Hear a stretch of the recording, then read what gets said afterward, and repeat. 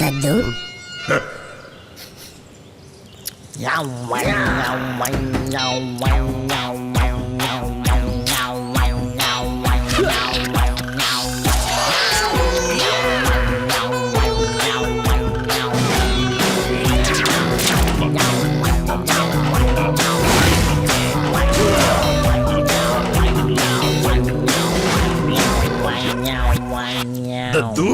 പണ്ട് ഈ പരസ്യം കാണുന്ന സമയത്ത് നമുക്ക് എല്ലാവർക്കും ഉള്ളൊരു ഡൗട്ടാണ് മനുഷ്യന്മാരൊക്കെ ഉണ്ടായി വന്നിട്ടുള്ളത് ഈ കുരങ്ങന്മാരിന്നാണോ എന്നുള്ളത്.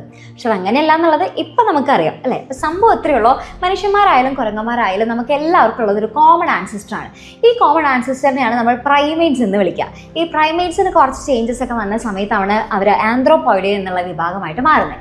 ഈ ആന്ത്രോപോയിഡിൻ്റെ ഉള്ളിൽ തന്നെ സ്മോൾ സൈസ്ഡ് ബ്രെയിനും അതേപോലെ തന്നെ ടെയിലും ഉള്ള ആൾക്കാർ സെർക്കോപീത്തക്കോയിഡ് എന്നുള്ള വിഭാഗമായിട്ട് മാറി. അതേപോലെ തന്നെ ലാർജ് സൈസ്ഡ് ബ്രെയിനും അതേപോലെ തന്നെ ടെയിൽ ഇല്ലാത്ത ആൾക്കാർ ഹോമിനോയിഡ് എന്നുള്ള വിഭാഗത്തിലായിട്ട് മാറി. ഈ സെർക്കോപീത്തക്കോയിഡിലാണ് നമ്മുടെ കുരങ്ങന്മാരൊക്കെ വരുന്നത്.